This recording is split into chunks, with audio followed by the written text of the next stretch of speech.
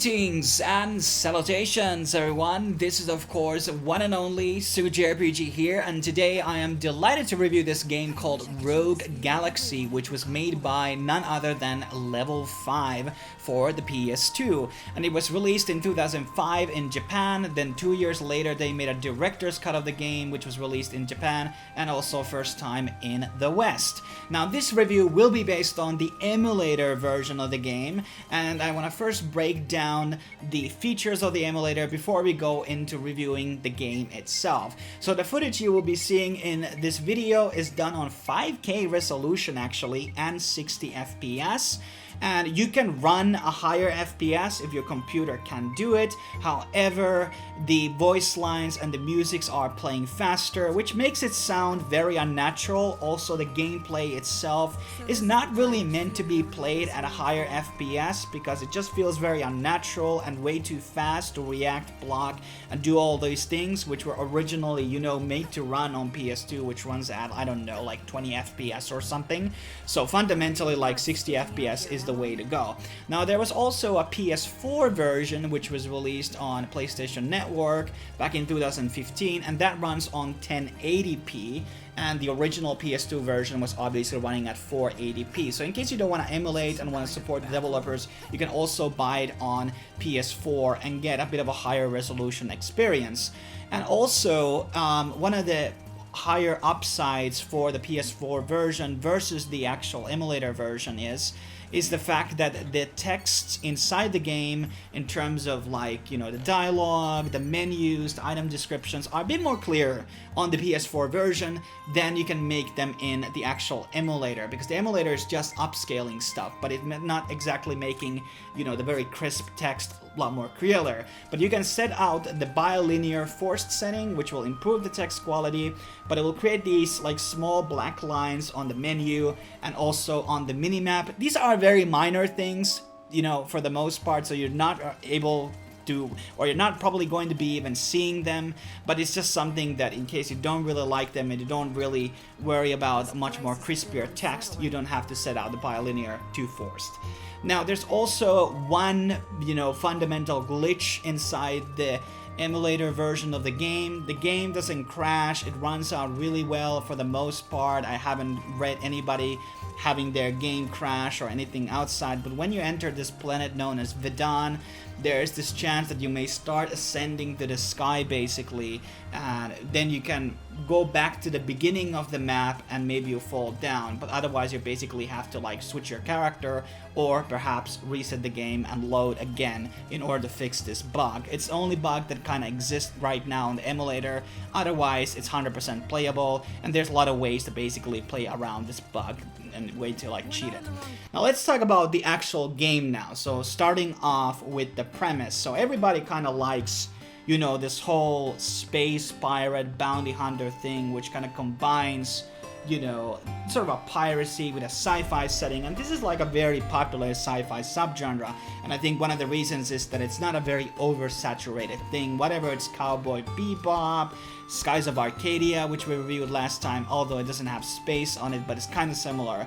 And then we obviously have Eden Zero, and I obviously like this setting, and everybody who has seen the trailer and everything about the Rogue Galaxy got really drawn into like spaceships, multiple planets, fancy character designs. Like, it's a very, very good setup all together. So how does this story basically start? So it takes place on a desert planet known as Rosa, where our protagonist, Jasper Rogue, lives, and obviously that's where the title comes from. And he basically gets mixed up into something a lot more bigger than his mundane life as a normie, and ends up joining a bunch of people on a voyage slash adventure or quest, whatever you want to basically call it. And obviously this is very similar to Luke Skywalker in Tatooine, or Vaughn from Final Fantasy XII, who lives in Rabanastre. So there's a lot of key influences, especially from those two, kind of like taken out. I think they definitely took out some cues from Final Fantasy XII when they were making Rogue Galaxy. So that's kind of like the premise of the story. We'll be playing 8 different characters, and the premise might be a bit different, what the game ends up being story-wise. We're going to be talking about the story later part of this video, but I kind of wanted to, give you a bit of a spoiler-free taste what exactly is it about. So let's kind of talk about the combat here, because that's obviously the bread and butter of every JRPG game out there. So the combat is very mixed bag. Every other review that I watched out of Rogue Galaxy, which was probably all of them in YouTube, everybody were having critique about the combat system. And that is for a reason, because the core concept is not exactly bad. For a PS2 action RPG, combat is not really that bad. You know, back then, and even on the PS3 era, the action RPGs were not really that great yet. It has, like, you know, in the modern days, we have kind of gotten into the level where they are really, really good. So one of the things, for example, is the balance here. So number one, your characters will be getting these spells, which are basically AoE abilities, which will do damage, which kind of basically miss unless the mobs have some type of, you know, shielding or a barrier, which are these sort of like immunity systems, basically. And this fundamentally, like, basically allows you to one-shot the whole enemy which spans on you. So a lot of these abilities are absolutely broken. The other part of the combat that is broken is the items. So there's so many different healing items. So I kind of like the design where a potion or something is, you know, having not having a flat heal amount, but instead of a percentage. So everything in terms of healing items are percentage based. The normal potion is even healing 50% of your health, and there's so many items that will be auto-reviving everybody and giving them max AP, which is kind of like the mana equivalent on this game, and also max health. So there's so many healing items inside the game, and you can basically spam them out, many as you can. So long as you have full item stack, you're never gonna be losing a battle, basically. I mean, yes, there's these action points which you're basically losing, and that will basically regen as more you wait, or if you keep your block up, basically will regen faster. So basically, you are technically able to spam, like kind of like in Final Fantasy 15, which had the similar problem where you could just spam healing items, you couldn't literally really die. And so fundamentally, the items in this game are way too broken. Third problem is that all the characters are very glass cannon. The max health is 999. So you're not able to like amass a very high health. There are a lot of enemies which like take 3 hits, and if they gang up on you, you could die in a second. So you basically end up like spamming these revives all the time and over again, healing items, and it kind of is a real odd game design, especially because this is done on PS2, so the combat area itself is not really that big, so there's not really that much room for dodging or moving into a different position from the enemy's fire. And obviously, you know what the PS2 cameras are like. It's not the worst in this game, by the way, but fundamentally, like, sometimes you're just gonna be having a lot of like hard time dodging, so you end up doing a lot of blocking in this game, because there's not really like a lot of fundamental good defense items. There's some defense buffs you can issue, like spells, but fundamentally, like, you have to block a lot in this game. Like, let's say, for example, Tales games, there's a lot of like blocking that happens on those games, which is not needed to do in order to play the game through. But in this one, even when you're over leveled, you're basically forced out to block because the enemies otherwise will chunk a lot of health. Now, the worst game design in this game is the barrier system. So in this game, you have 2 weapons. You have the main weapon and the sub weapon. The main weapon is basically a melee weapon, and the sub weapon is basically a ranged weapon for the most of the time. Couple of exceptions apply. And basically, Jaster, which is the main character, which you're not able to take out of your party, by the way, so you're not able to have a character composition which doesn't have a Jasper on it. And he has this pistol known as the barrier pistol, which doesn't do any damage, it just breaks the barriers. And sometimes there will be enemies which will have this barrier, and they cannot be damaged until that barrier is taken down. So basically, you have to equip this weapon middle of the combat and basically break down the barriers. And this was actually absolutely, like, fundamentally the most dumb design the developers basically could do. Obviously, these barriers and armor mechanics or the shielding mechanics were done so you wouldn't able to spam your AoE abilities and kill mobs in a second, but then again, you shouldn't make the AoE abilities so OP in the first place. So there's a lot of fundamental like balancing and numbers issues on these games which could be like easily ramified.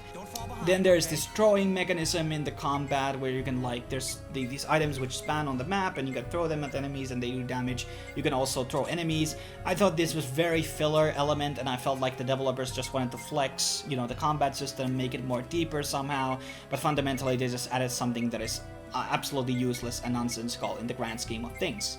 And also, the way that the weapons and the stats also scale in this game are kind of weird. Like, the abilities seem to scale based on the progression system and not exactly through the weapons. So that's my really thoughts about the combat. It gets kind of old after a while, and people just keep spamming abilities to basically progress, because a lot of enemies can be very tedious, especially the ones that you kind of have to jump attack, which is also kind of annoying because there's no double jump mechanism in the game, and the jumping can be kind of iffy, especially like even on the older Tales games and even on the recent ones, the jumping hasn't been like exactly the most fluid thing out there. So let's kind of go into some of the crafting and other mechanisms. So the game uses a revelation system, which is very akin to Spear Grid, and once again doing that Final Fantasy XII reference here, it's very akin to that. So basically, you get these item drops from enemies or from shops, you use these items to complete a grid, and when the grid is basically completed, you are basically going to be learning an ability, and these are from AoE damage spells, active buffs or debuffs, and also like passive abilities that increase your health, damage, or resistances, or like resistance for a certain type of a debuff from enemy like poison and etc. Which, by the way, are very weak in the game. Like, they just made every enemy like hit very hard instead of like creating like very hard debuffs like Final Fantasy does usually with their game design, so that's kind of interesting. And also, these items can be obtained from different places sometimes, so they may be also in the shop and also in the game. One of the things I have to say good thing about this is that it's kind of like self-balanced, where in like Final Fantasy XIII, for example, there is a progression lock, so you have to get to an X point of game until you can move in this next part of that, grid system. In this game, it's more like if you have the item, then you can move on, and obviously like in the later stages, the more higher items get, but if you use some other mechanisms in the game, like the minigames, you might get those items a bit more earlier. So it's kind of like a, and the way it's like the progression is done, it's pretty well in my opinion, because it kind of like supports your grinding and XPing up. And then there's the weapon combination system, where you combine two weapons to basically get a higher one. It's an okay system, but it requires you to basically grind out each singular weapon to a certain level before it can be combined. So this means more battles basically. And I just don't fundamentally like this weapon fusion thing. I think Tales also has something similar, the way I remember it, and some other games, and I just like, there are many bad item crafting systems. This is not the worst one out there, but fundamentally I wasn't like a super big fan of it because it required so much extra grinding. There wasn't like a way around it basically. Now in terms of like mini games and side quests in the game, so the first one is Quarries, which once again taken from Final Fantasy XII. So basically, quarries are bounty hunter lists of these, specific monsters all around the world in different planets that you visit basically, and when you take them down you will be getting these points, and also by killing a certain amount of normal mobs will give you these points as well, and more points you get higher in the hunter leaderboard, and more rank you have, more items you basically unlock, and these hunter coins basically, which can be exchanged for licenses, hunter licenses, and these hunter licenses basically allow you to buy some fancy items from certain stores. So the Quarries is an okay system. You need some side bosses, obviously. They were not really that hard. Most of them were super easy, actually, which was kind of sad. Like, I was expecting maybe the harder ones to be a bit harder, but they were not. I mean, the last ones to be harder, but they weren't. Then there's the Insectron minigame, and this is kind of like Fire Emblem meets chess, where you collect these insects in the game, and these can be basically fed like Pokemons. And basically they fight on this chessboard type of a battle thing, and there's like tournaments where you can get rewards and items. It's totally something you don't need to do in the game. I didn't do it because I wasn't really interested, and also the game in itself is pretty long, so there's a lot of like, bang for the buck, so to speak. So there's a lot of hours that you can sink into the game, like the completionist is like 70 hours or something. So fundamentally, yes, you can do this Insectron if you want to get like certain specific items, but fundamentally, like, there was so much to be done in the game already, and given to my like massive JRPG backlog, I just like wasn't interested enough in this minigame, and usually aren't you know, very interested in like the mini games. I loved Blitzball in Final Fantasy X, for instance, and some card games in other Final Fantasies. But outside from that, like there's been a lot of like mini games which have not been that great. Now the other mini game that there's in the game is the factory, and this basically allows you to bring out different ingredients to build out certain weapons or accessories or like, you know, stuff that you might be using for the Insectron stuff. Now this factory thing is quite puzzling. I think it's not exactly meant for your average player out there, because there's two types of game designs you can do with like puzzles in general. One is like, which was a hardcore version where there's only one solution to basically solve the puzzle, and the other one is that you have multiple different ways to complete the puzzle. And I kind of like the latter one, and I felt like it was way too strict and detailed, like how, because the items go into these like tubes and they have to like be in the machine at the same time, and I thought it was like too much. Like I wish there was more leeway on these recipes and make it a bit more funner experience and maybe a bit easier, and then it would have been like something I would have completed through. I did a couple of them, but not definitely all of them. And you can collect these recipes from different types of, you know, NPCs all around the game, and it's kind of like a nice system overall, but fundamentally like also kind of progression locked, so you're not able to do certain recipes early parts of the game. But definitely something, once again, to kind of add more hours inside the game. Now in terms of audio, the voice actor performance on the English dub is very, very top notch. Like we can talk about the dialogue a bit here, obviously, which is not that great. When we do these, what a lot of people always forget to talk about is that Japanese dub, when it's translated, some of the intelligence or the nuance might get lost in the translation, and it might get like, you know, dumbed down a little. So I wasn't really able to find that much footage of the Japanese version, sadly, but fundamentally, like, I did feel from the clips that I heard that definitely the English dub was definitely the better out of the two. Now, I don't know if there was more depth dialogue on the Japanese version of the game, but I don't think there was anything super fundamental. So the dialogue can be kind of meh at times, but the voice actors did the best as they could. They were convincing. We had good voice cast here, which was very enjoyable from start to finish. No annoying voices. Reminds me of Star Ocean 4 right now. So I really like the audio. In terms of the OST, I can't say I really liked it. It's very important the combat music is not bad, and it wasn't. It was like very okay-ish. So very meh soundtrack from all together. There's 2 or 3 tracks that are good. One that the church theme that plays on Raoul's, you know, church, which is the stepfather of, you know, Jester, basically. I like that track. That was it's a very simple track, but somehow I really liked it. And then the ones kind of like plays in the opening, you know, and the ending of the game. So basically tracks that you never hear inside the game were basically the best. So definitely not the best OST that I've ever seen, so I thought it was kind of very mediocre. Some people may differ about that, but for me, it was very mediocre. Now let's get into a bit about the story and my ending speech about this review, so there will be some minor spoilers here. You have been warned now.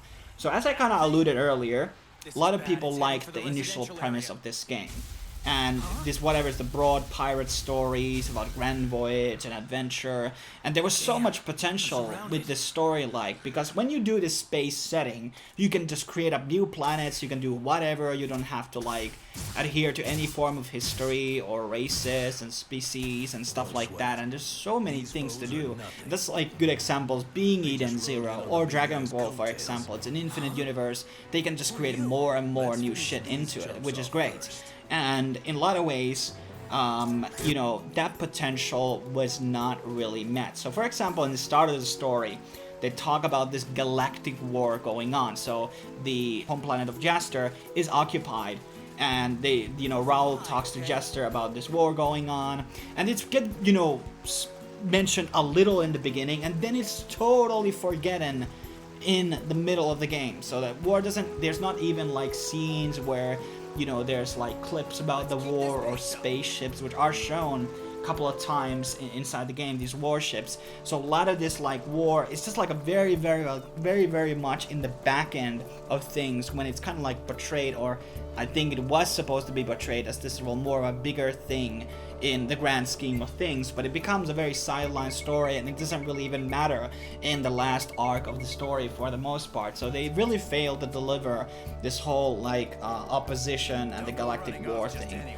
And despite being a very long game, there's a lot of lack of dialogue, in the sense of, like, for example, Digo, which is the dog character, which is the last character to be introduced to the 8-member party, and he basically has 0 word exchanges with, like, Steve and Simon in the game, and pretty much all the dialogue that happens between the characters are always happening through gesture. So everybody's talking to gesture, but the other characters are not really talking to each other, outside from Zegram to Kisala, or Kisala perhaps to some other character. And this is like a fundamental problem. So, and in a lot of ways, every character in the party does have a flashback, a bit of a backstory, which is all good, but I felt like some of the characters like Zegram or Jupis could have definitely needed a lot more, like that background story and some motivations, you know, what they were doing. And I felt that there were so many things that, you know, could have been done there in the department. Like, I don't know, is it definitely lack of the cutscenes, or maybe they should have been like reorganized better to have more of these meaningful dialogues and things like that. But that was like a fundamental thing what I felt. Like, otherwise, like, the voice acting was good, the base designs of the characters are very diverse and different looking, and I always liked this, you know, that all the characters wouldn't look like exactly similar, or wouldn't all be human, for instance. And that's something you see in the game, like these, you know, shark creatures and fish creatures.